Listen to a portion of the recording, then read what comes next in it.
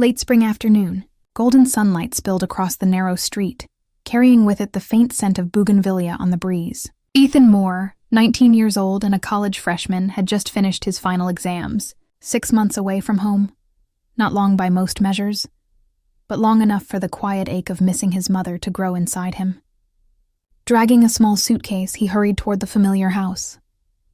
The low brown-tiled roof peeked through the trees, and the cascade of pink bougainvillea at the porch seemed to reach out to greet him. Ethan smiled faintly. He hadn't told his mother he was coming. He wanted to see her face light up in surprise. The front door was unlocked. Ethan chuckled to himself. Mom never locks it. She trusts the neighbors too much. Luckily, this place is so safe that no one even thinks of stealing. She wasn't home, probably out shopping or visiting someone nearby. Inside, everything was the same. The scent of old wood, the steady ticking of the clock. He set down his suitcase and walked straight to his room. The little bedroom was almost untouched. Bookshelves cluttered with old comic books, the crooked poster of his favorite team still hanging on the wall, the bed covered with the same faded blue-striped sheets. The familiarity tightened in his chest. He lay back on the bed, staring at the ceiling, warmth flooding through him. Tonight she'll be so surprised. She'll probably scold me for not calling first. He pictured her walking in, opening the door, and finding him there. To him, she was still the devoted woman who had carried the weight of raising him alone after his father left. Though there were gaps in his memories he could never quite explain, Ethan had never once doubted her sacrifices.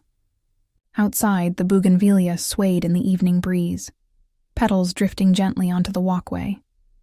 In that moment, Ethan believed everything was exactly as it had been when he left.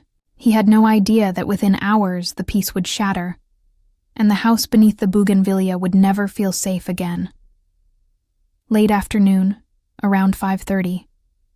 The last rays of sunlight spilled pale gold through the window. Exhausted from the long bus ride, Ethan lay on his bed when faint laughter drifted in from the living room. At first, he thought maybe his mother had come home early and was chatting on the phone. But then he heard a man's voice, low, unfamiliar. Ethan froze. It had been years since any man's voice echoed in this house. Not since his father walked out. Curious and uneasy, Ethan slid out of bed, his bare feet silent on the cold wooden floor. He eased the door open, just a crack, and the sight before him left him numb. In the lit living room, his mother, Grace, still youthful in her early 40s, sat close beside a man. Robert Hale, the neighbor across the street, married, with 2 children. The same man Ethan had waved to on mornings, the man he'd seen strolling with his family and their golden retriever. Robert's arm was wrapped around Grace's shoulders, drawing her against him. She rested her head lightly on his shoulder, giggling, her hand resting on his arm with a tenderness that left no doubt. This wasn't neighborly affection. This was an affair, bare and undeniable. Ethan's fingers dug into the doorframe, his chest constricting. If his mother had found someone new, he could have accepted that. He had even wished for it sometimes, believing she deserved happiness after years alone. But not like this. Not him. Not a married man, a neighbor, so recklessly close to home. That was what shook Ethan to his core. It wasn't just betrayal of his father. It was the violation of another family, a collapse of the very values he had believed his mother stood for. His breath came ragged. His ears rang.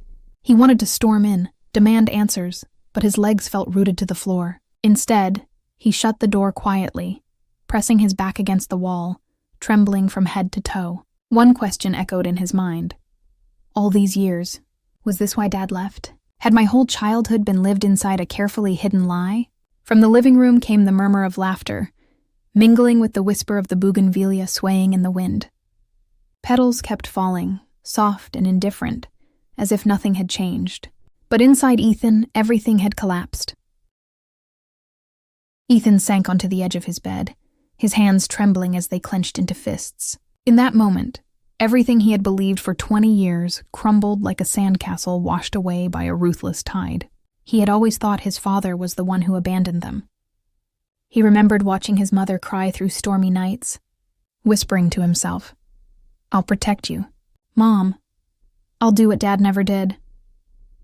He had lived with the conviction that she had sacrificed everything for him, while his father was nothing but a coward who ran from responsibility. But now, the image of his mother nestled in the arms of a married neighbor burned in his mind.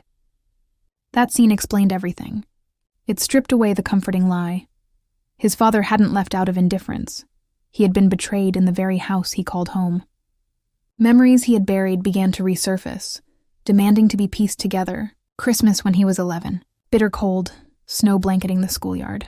Ethan huddled in a thin coat, watching other children leave hand in hand with their parents. Then, at the gate, a familiar figure appeared. Thinner, rougher, unshaven, but with eyes that still carried warmth. David Moore. He hadn't stepped inside. He had only waved, as if afraid to shatter something fragile. Ethan had run to him, burying himself in his father's embrace. That warmth, the faint scent of tobacco and wool, seared itself into his memory. David had slipped a few bills into Ethan's hand. "Buy whatever you like. Don't tell your mom. I don't want you to hurt more than you already have." Then he held his son tight, as if clinging to the last remnants of family. The years blurred together, 12, 13, 16. Every Christmas his father would be there, waiting outside the gate. One year Ethan had broken down and cried, asking, "Why don't you come home? Why did you leave me with her?" David had only shaken his head. His voice choked. "I can't, but I'll always be here. For you." When Ethan went to college, their meetings shifted to a small cafe near campus. His father looked the same. Quiet, weathered hands, tired eyes. Every time he repeated the same plea. "Don't tell your mother. Let her keep her dignity. I don't want you burdened with hatred." Back then, Ethan thought his father was just hiding his weakness. But now, after what he had seen, the truth was unmistakable. David hadn't walked away out of cowardice. He had chosen silence to protect the woman who betrayed him. He had shouldered the shame of being the deserter, so his son wouldn't witness the wreckage of a broken marriage. He had allowed himself to become the villain so Grace could remain untarnished in their son's eyes. The realization cut through Ethan like a blade. His chest ached with the weight of years of misplaced anger. The man he had despised was the one who had borne the heaviest burden. And his mother, the woman he revered, thanked, adored, was the true deceiver. She hadn't only betrayed her husband, she had built a false story for her son, painting David as the sinner while casting herself as the martyr. Hot tears welled up, though Ethan made no sound. He lay back, staring at the ceiling, his world turned upside down. "Dad, all these years you were protecting her. And Mom, you destroyed him, and you made me live inside a lie." From the kitchen drifted the clatter of pans and the scent of cooking. But to Ethan, those everyday sounds now scraped against his heart like knives. In that moment, he knew. His childhood had been steeped in deceit, and the memory of a perfect mother had collapsed forever. Ethan shut his bedroom door, his heart pounding so hard it felt ready to explode. He collapsed onto the bed, staring into the dimness. The echo of laughter still rang in his ears. His fists clenched the sheets, breath ragged. Part of him wanted to burst out, to scream, to expose everything, but another instinct told him to stay still. He needed time. He needed to act as if he had seen nothing, watch, wait, and choose his moment. Closing his eyes, he forced his heartbeat to slow. Minutes dragged like hours. Outside, the murmurs faded, chairs scraped, and then the creak of the front door. He heard Robert's voice, low and cautious. "Be careful, Grace. No one can know." His mother's reply, barely audible. "I know." "I know." The door slammed. Silence swallowed the house. Ethan's eyes snapped open, burning with fury. Still, he stayed motionless. Timing would matter more than rage. 2 hours slipped by. The sunset dimmed into darkness. From the kitchen came the clatter of pots, the smell of food wafting through the house, sweet, ordinary, nauseating. Finally, Ethan drew a deep breath and called out, his voice echoing through the quiet. "Mom, I'm home." The words dropped like a stone into still water. The kitchen went silent. After a long pause, hurried footsteps rushed toward his door. It flew open. Grace stood there, pale, wide-eyed, startled. You're back? When? Why didn't you tell me? What have you been doing in here?" Her voice cracked. questions tumbling out, a clumsy cover for her panic. Ethan sat up, pulling the blanket aside, his face calm, but his eyes glacial. I came this afternoon. I was tired, so I slept. The words were flat, steady, giving nothing away. But his eyes cut through her, sharp as knives. She faltered, gripping the doorframe, her breath uneven. For a moment she looked stripped bare. Then she forced a shaky smile. I thought you hadn't come yet. You should have called me first. I would have bought your favorite food. Ethan only nodded, lowering his gaze to his phone, feigning disinterest. His silence, colder than any accusation, made her falter even more. Grace dropped her eyes, murmured quickly, Rest now. I'll make more dinner. She turned, stumbling as she left, as if escaping a blade at her throat. The door clicked shut. Ethan sat in silence, eyes fixed on her retreating figure, torn between rage, pity, and contempt. He knew in that moment. His mother had felt it. She had felt his knowledge, and she was afraid. The little house beneath the bougainvillea grew quiet again, but it was no longer peaceful. The silence pressed down, heavy and suffocating, like a spark away from erupting into flames. The kitchen light glowed, casting the shadows of mother and son across the wall. Grace busied herself at the stove, her hands trembling as she scooped mashed potatoes and arranged pieces of fried chicken on a plate. The pan, still hot from the oil, crackled faintly. She tried to maintain normalcy, as if nothing had happened. Ethan sat at the table, chin propped on his hand. He looked around the familiar kitchen, the hot sauce bottle always in its corner, the sweet tea pitcher full of ice, the old floral tablecloth. It looked like any other warm family dinner from his childhood, but now to him it felt like a staged play, where both actors hid behind lies. Grace set down the plate of chicken, forcing a smile. I know you love Southern-style fried chicken. I even made cornbread, just like you used to eat. It's been so long you must have missed home cooking. Her voice quavered, though she prayed Ethan wouldn't notice. He gave no reply, just nodded, picked up a piece of chicken, dipped it lightly in sauce, and chewed slowly. The crisp breading, the familiar rich flavor, it all stuck in his throat. The air was heavy. Grace spooned potatoes onto his plate, her tone unsteady. So, school's good, right? Made any new friends yet? It's fine, Mom, Ethan answered curtly. She bit her lip, stealing a glance at him. But he didn't look up, only focused on his food with a calmness that terrified her. Deep down she wondered, does he know? Did he hear something earlier? The silence stretched, broken only by the clink of utensils. For a moment, Ethan lifted his gaze. Cold, piercing, wordless, but enough to make her chest tighten. Awkwardly, she changed the subject. Oh, Mr. Hale brought me some oranges yesterday. Such a kind neighbor. Ethan set his fork down, staring at her. Just a second.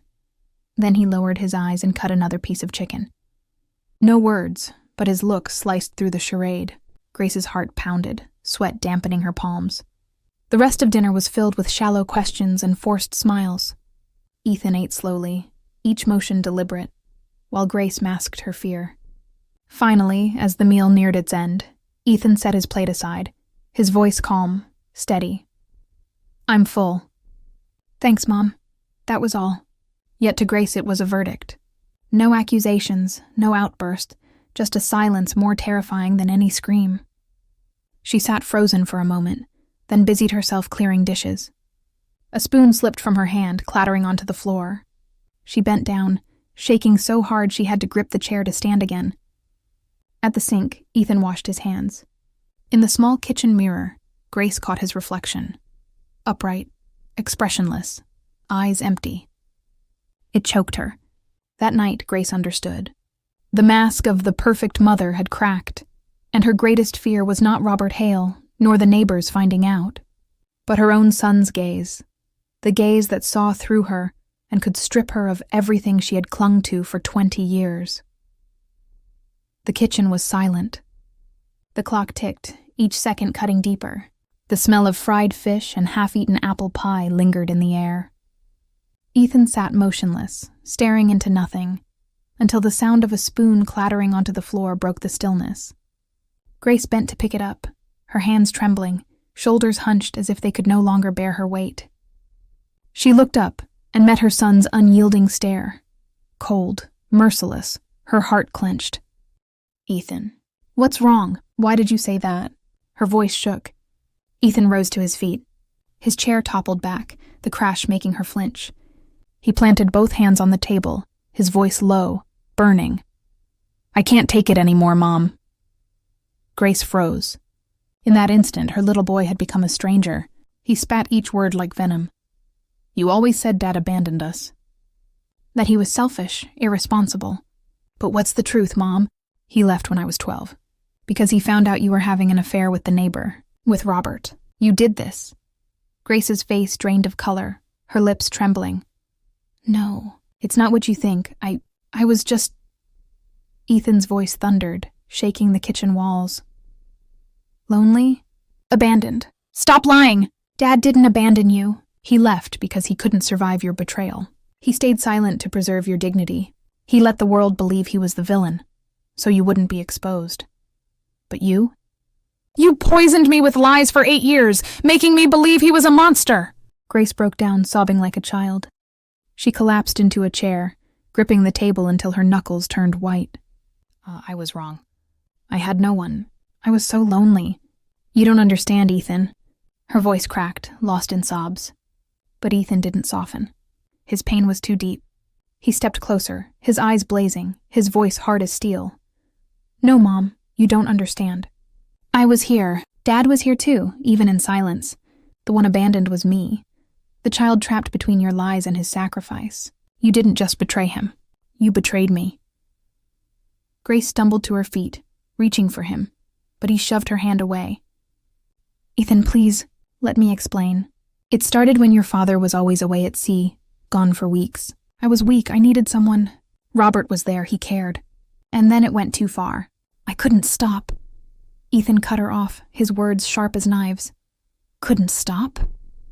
Years of betrayal, all those times Dad saw but kept silent. That was just couldn't stop? You say you were lonely, but did you think of Robert's wife? His kids? Did you think of me, growing up believing my father was the villain, carrying that hatred every day? Grace sobbed harder, collapsing back into the chair, burying her face in her hands. Her wails filled the kitchen, mingling with the relentless tick of the clock. Ethan's chest ached, torn between love and fury. Still, he didn't bend. "Do you know? Every Christmas Dad found me. He held me, slipped money into my hand, whispering, 'Don't tell your mother. I don't want you to suffer more.' He protected you, Grace, even after everything. While you were the one stabbing him in the back." The words hit like ice water. Grace lowered her hands, staring at him in horror, her face pale as death. "He still saw you?" Ethan nodded, fire burning in his eyes. "Yes, he never abandoned me. He only abandoned you. And now I'll do the same." Grace shook her head violently, tears streaming. "No, Ethan, you can't!" "You're all I have. Don't leave me." But Ethan turned away, his voice cold. "Keep living in your lies.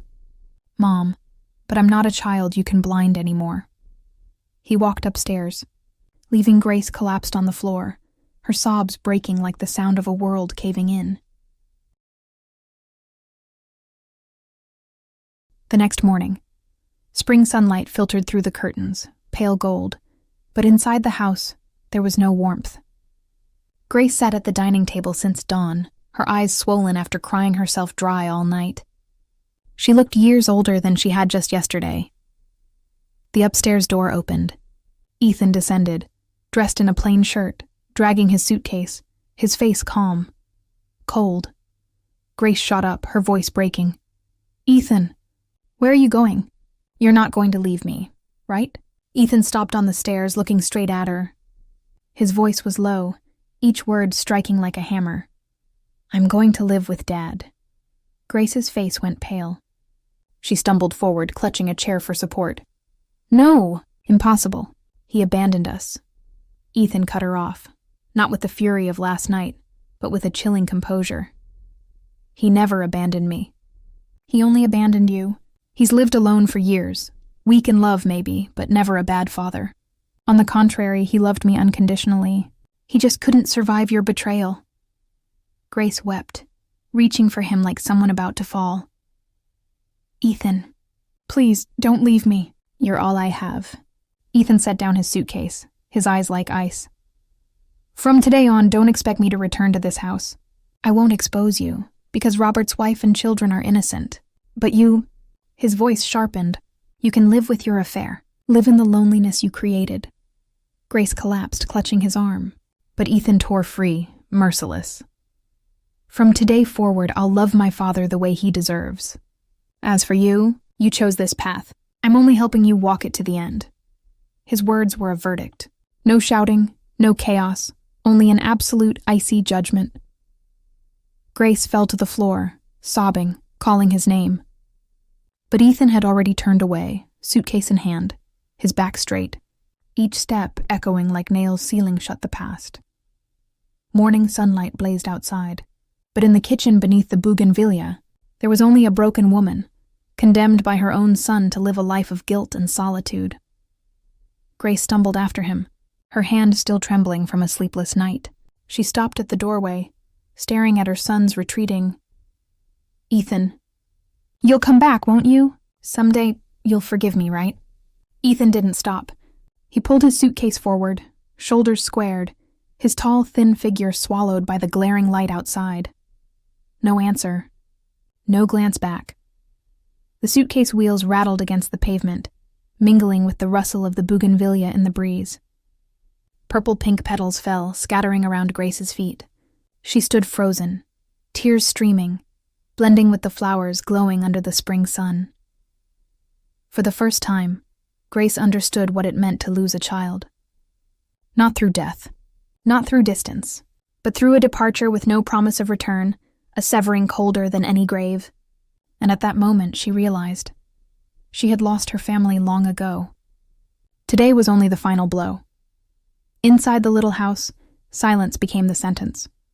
No footsteps, no voice, curt yet familiar, no hope that lies could shield her anymore.